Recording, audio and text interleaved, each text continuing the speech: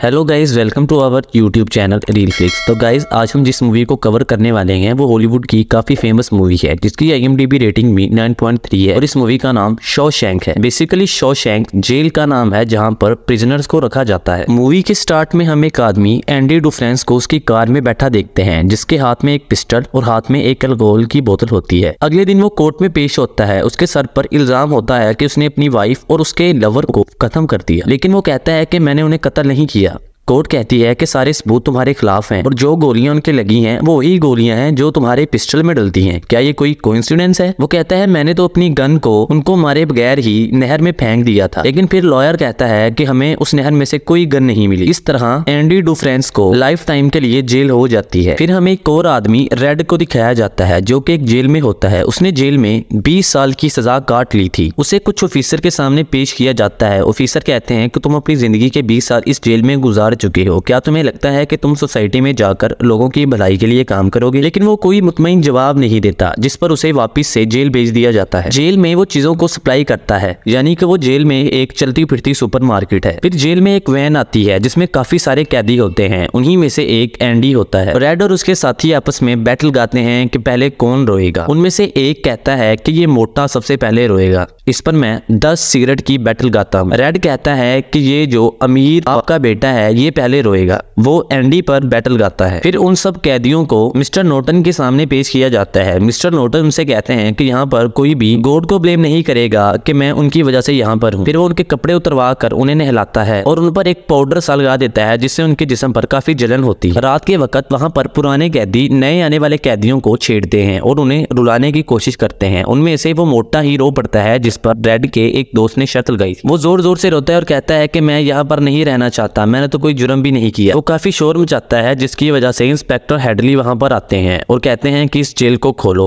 फिर वो उसको इतनी जोर से और इतना बुरा पीटते हैं कि वो सुबह तक मर जाता है। अगली सुबह सारे कैदियों को ब्रेकफास्ट दिया जाता है। एंडी जब अपनी डिश में अपना ब्रेकफास्ट लेकर आता है तो वो देखता है कि उसकी डिश में से एक सुंडी सी निकल रही है। फिर वहां का लाइब्रेरियन ब्रूक एंडी से कहता है कि अगर तुम इसे नहीं खाना चाहते तो ये मुझे दे दो। फिर ब्रूक उससे वो कीड़ा सा लेता है और अपनी जेब में से कौवे के बच्चे को निकाल के उसे खिला देता है और कहता है कि ये मुझे एक दुकान के बाहर मिला था और मैंने सोचा जब तक ये बड़ा नहीं होता मैं इसे अपने पास रखूंगा और खिलाऊंगा। उसके बाद एंडी डैड से जाकर मिलता है और कहता है कि मैंने सुना है कि तुम जेल में चीजों को मंगवा देते हो, क्या तुम मेरे लिए पत्थर खरोचने वाली एक छोटी सी हथौड़ी को मंगवा सकते हो? जिस पर रेड कहता है कि पहले मुझे यकीन दिलाओ तुम मुझसे किसी को मारोगे नहीं और ना ही यहाँ से भागने की कोशिश करोगे। तो एंडी कहता है कि तुम मुझे मंगवा दो, फिर तुम देख लेना क्या उससे कोई मर सकता है या उससे भागा जा सकता है। रेड एंडी से पूछता है कि उस हथौड़ी की कीमत क्या होगी। एंडी कहता है कि मेरे ख्याल में $60। रेड कहता है कि मैं तुमसे $10 लूंगा और तुम्हें वो हथौड़ी लाकर दूंगा। एंडी मान जाता है। अगर तुमसे कोई पूछे कि तुम्हारे पास ये हथौड़ी कहाँ से आई तो तुम मेरा नाम नहीं लोगे। अगर तुमने मेरा नाम लिया तो मैं तुम्हें कभी भी कोई चीज दोबारा नहीं लाकर दूंगा। जेल में जब चीजें उतारने के लिए एक ट्रक आता है तो उसमें से एक बैग में से एक रैप के अंदर एक हथौड़ी आती है जो पहले तो चेकर के पास जाती है जो कि एक प्रिजनर ही होता है। उसके बाद वो लाइब्रेरियन जो कि जेल में बुक सप्लाई करता है उसके जरिए से एंडी तक पहुंच जाती है। एंडी को जेलर ने जो काम दिया होता है एंडी वो कर रहा होता है। एक आदमी एंडी के पास आता है और कहता है कि हमारे पास डिटर्जेंट कम पड़ गया है, तुम्हें जाना होगा और उस कमरे से डिटर्जेंट लाना होगा। जब वो उस कमरे में जाता है तो कुछ प्रिजनर्स उसे टॉर्चर करने की कोशिश करते हैं। एंडी जब वो अपना बचाव के लिए उन पर हाथ उठाता है तो उसे बहुत बुरी तरह पीटते। फिर वो प्रिजनर्स बार बार एंडी को टॉर्चर करते हैं और उसे मारते पीटते हैं। कभी कभार तो एंडी बचाव कर लेता था लेकिन ज्यादातर उसकी पिटाई ही होती। फिर एक दिन जेल का इंचार्ज नोटिन कैदियों से कहता है कि हमारी इस छत को मरम्मत की जरूरत है, मुझे तुम में से 10-12 कैदी चाहिए जो इस छत को मरम्मत करे। फिर वो कुरानंदाजी के जरिए उन 10 कैदियों को नॉमिनेट करते हैं। रेड कुछ सिगरेट का लालच देकर अपने और अपने दोस्तों का ही नाम निकलवा लेता है जिनमें एंडी भी शामिल होता है। इंस्पेक्टर हार्डली पुलिस वालों से बात कर रहे होते हैं कि मेरा एक लॉयर था जिसके पास $1 मिलियन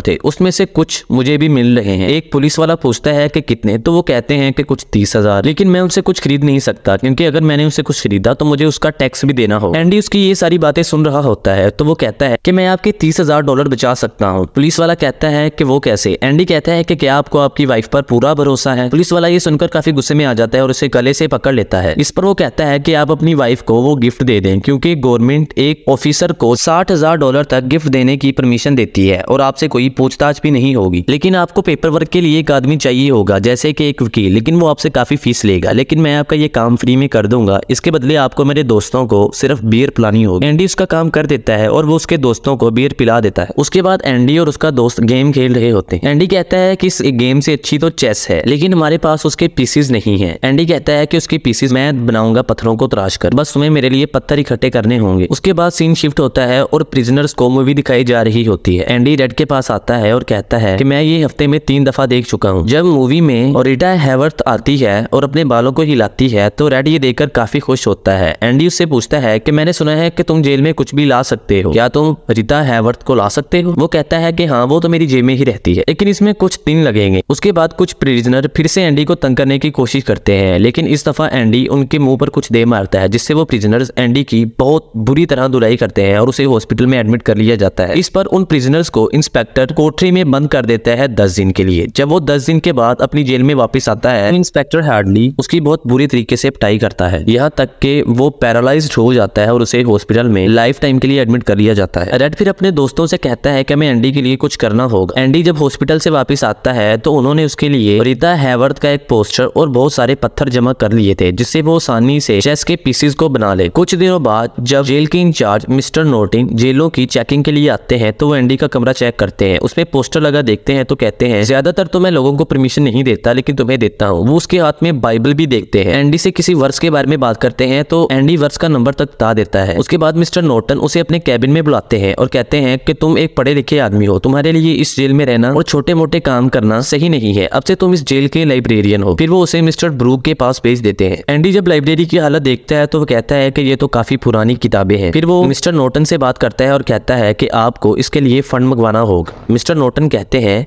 कि गवर्नमेंट हमें लाइब्रेरी का कोई फंड नहीं देती। एंडी इस पर कहता है कि मैं हर हफ्ते गवर्नमेंट को लेटर लिखूंगा और लाइब्रेरी के फंड की बात करूंगा। मिस्टर नॉर्टन कहते हैं कि तुम करके देख लो, मैं भी तुम्हारे लिए इतना कर सकता हूं कि मैं उस लेटर को पब्लिश कर दिया करूंगा। उसके बाद रेड का एक साथी एंडी के पास आता है और कहता है कि ब्रूक्स की हालत काफी खराब है, उन्होंने हेवुड की गर्दन पर एक चाकू रखा था। एंडी उनसे कहता है कि ये तो आपका दोस्त है। वो हेवुड से पूछता है कि तुमने ऐसा क्या किया? हेवुड कहता है कि इनकी बेल हो गई है और मैं तो इन्हें सिर्फ थैंक यू कहने आया था। रेड समझ आता है। फिर वो एंडी से कहता है कि इन्होंने अपनी जिंदगी के 50 साल इस जेल में गुजारे हैं और इनका यहाँ से जाने को दिल नहीं कर रहा। जब मिस्टर ब्रूक की बेल होती है तो उन्हें एक नौकरी भी दी जाती है और एक छोटा सा कमरा भी जिसमें वो रह सके, लेकिन वो रोज रोज की रूटीन से बहुत तंग आ चुके थे और एट द एंड वो सुसाइड कर लेते हैं। जब रेड को इस बात का पता चलता है तो वो एंडी से कहता है कि यहाँ पर उनकी काफी इज्जत थी, लेकिन बाहर उन्हें कोई नहीं जानता था, इस वजह से वो काफी डिप्रेशन में चले गए होंगे। उसके बाद सीन शिफ्ट होता है और मिस्टर नॉर्टन दोबारा से एंडी को अपने पास बुलाते हैं और उन्हें एक लेटर दिखाते हैं जिसमें लिखा होता है कि गवर्नमेंट ने उस लाइब्रेरी के लिए महाना $200 का फंड अनाउंस किया है। एंडी कहता है कि अब मैं हफ्ते में एक की बजाय 2 लेटर लिखा करूंगा। उसके बाद दोबारा से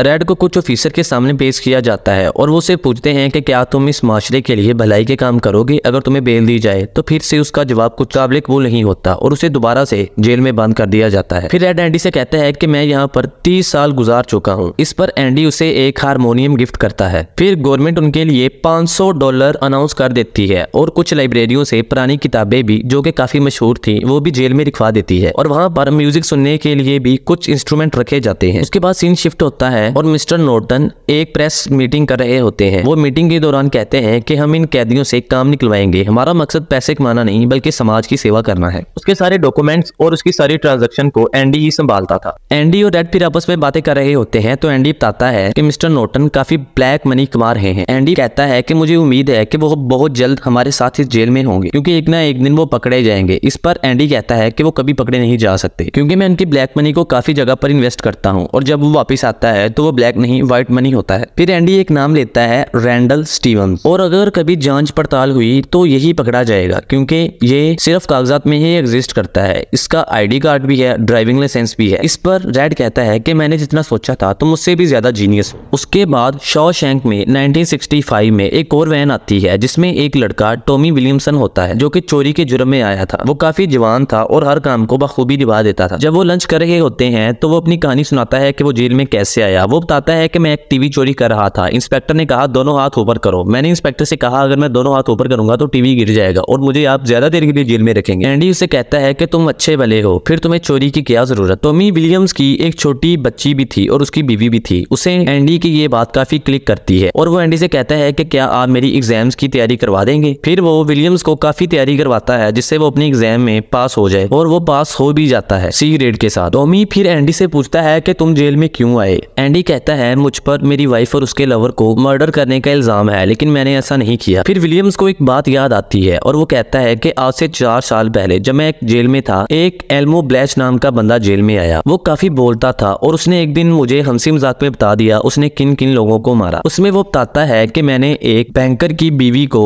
और उसके लवर को मार दिया, जिसकी वजह से पुलिस ने उसके हस्बैंड को जेल में डाल दिया। दरअसल वो बैंकर कोई और नहीं बल्कि एंडी होता है। एंडी को जब इस बात का पता चलता है तो वो मिस्टर नॉर्टन को जाकर ये सारी बात बताता है। मिस्टर नॉर्टन कहते हैं कि इस कहानी पर यकीन करना बहुत मुश्किल है, क्या पता कि वो बंदा एग्जिस्ट भी करता है कि नहीं। वो ये कहकर उसे कोठरी में बंद करवा देते हैं पूरे 1 महीने के लिए। इतनी सजा कभी किसी को नहीं मिली थी। विलियम्स जब सफाई कर रहा होता है तो एक पुलिस वाला उसके पास आता है और कहता है कि वार्डन हेडली ने आपको बुलाया है। जब उसे बाहर लेकर आता है तो मिस्टर नॉर्टन कहते हैं कि क्या तुमने सच में कोर्ट में गवाही देनी है अगर तुम्हें छोड़ दिया जाए। तो विलियम कहता है कि एक दफा मौका तो दो, मैं जरूर एंडी के हक में गवाही दूंगा। तभी एक पुलिस वाला उसको 3 गोलियां मार के मार देता है। पुलिस वाले ने ये सब कुछ मिस्टर नॉर्टन के कहने पे किया था। जब एंडी की 1 महीने की सजा पूरी होती है तो वो रेड से कहता है कि तुम जुहातानियो मेक्सिको को जानते हो। तो वो कहता है नहीं। एंडी बताता है ये वो जगह है जहाँ पर मैंने अपनी वाइफ को प्रपोज किया। जुहातानियो में एक बहुत बड़ी दीवार है, उस दीवार के नीचे एक वोल्केनो पत्थर है, वो सबसे मुख्तलिफ है। अगर तुम्हें कभी बेल मिली तो वहाँ पर जरूर आना और उस पत्थर के नीचे से एक डब्बे को उठा लेना। एंडी फिर से मिस्टर नॉर्टन के लिए काम करना शुरू कर देता है। एक दिन जब वो मिस्टर नॉर्टन के लिए काम करके आता है तो वो हैवुड से एक 6 फुट की रस्सी मांगता है और उसे अपनी जेल में ले जाता है। अगली सुबह पुलिस वाला अनाउंस करता है